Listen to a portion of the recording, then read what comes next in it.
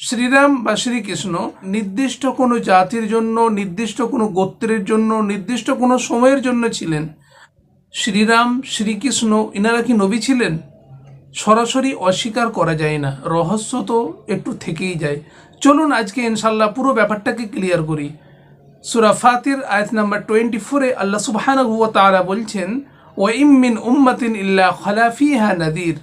এমন কোনো জাতি ছিল না, এমন কোনো গোত্র ছিল না যার কাছে আমি সতর্ককারী পাঠাইনি। এবং সূরা রাদ আয়াত নাম্বার 7-এ আল্লাহ রাব্বুল আলামিন বলছেন, ওয়ালিকুল্লি কওমিন হাদ। প্রত্যেক জাতির জন্য আমি একজন পথ প্রদর্শকারী পাঠিয়েছি। যে আমাদের নবী বা রসুল 1 লাখ অথবা 2,24,000 আমরা এটা বলে থাকি বা শুনে থাকি, এ কথাটা খুব একটা সঠিক নয়। সঠিক কোনটা? যেটা আল্লাহ রাব্বুল আলামিন কোরআনে কারিমে জানিয়েছেন। সূরা গাফির আয়াত নাম্বার 78 আল্লাহ রাব্বুল আলামিন বলছেন, আমি আপনার পূর্বে অনেক রসুলকে পাঠিয়েছি। মিনহুম মান কসাসনা আলাইক ওয়া মিনহুম মান লাম নাকস আলাইক। কিছু নবীর ঘটনা আপনার কাছে আমি বিবৃত করেছি এবং কিছু নবীর ঘটনা আমি আপনার কাছে বিবৃত করিনি।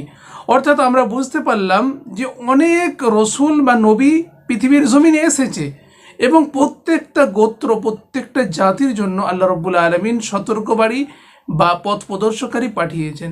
এখন কোশ্চেন হলো যে শ্রীরাম বা শ্রীকৃষ্ণ তিনারা নবী ছিলেন কিনা। যেহেতু কোরআনে কারিম বা সহিহ হাদিসের মধ্যে তাদের নাম সরাসরি পাওয়া যায় না, সেই জন্য আমরা বলবো যে আমরা জানি না। মেবি হতেও পারে, নাও হতে পারে।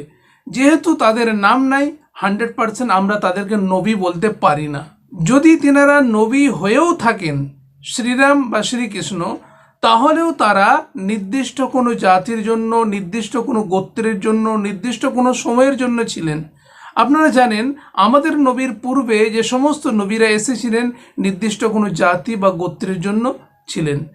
কিন্তু এখন বর্তমান টাইমে দাঁড়িয়ে আমাদেরকে কোনো নবীকে অনুসরণ করা যাবে না, একমাত্র নবী মুহাম্মদকে।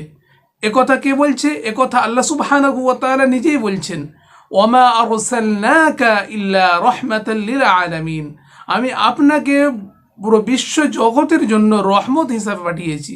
আপনি শুধু মুসলমানদের নবী নন, আপনি খ্রিস্টানের নবী, আপনি বৌদ্ধর নবী, আপনি গোটা মানবের নবী। সুবহানাল্লাহ। সূরা আম্বিয়া 107 আয়াত নাম্বার আল্লাহ রাব্বুল আলামিন একথা জানিয়ে দিয়েছেন।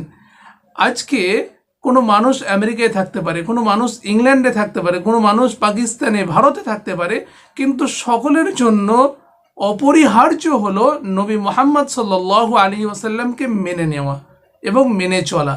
আশা করি ব্যাপারটা ক্লিয়ার হয়েছে যে তিনারা নবী ছিলেন কিনা।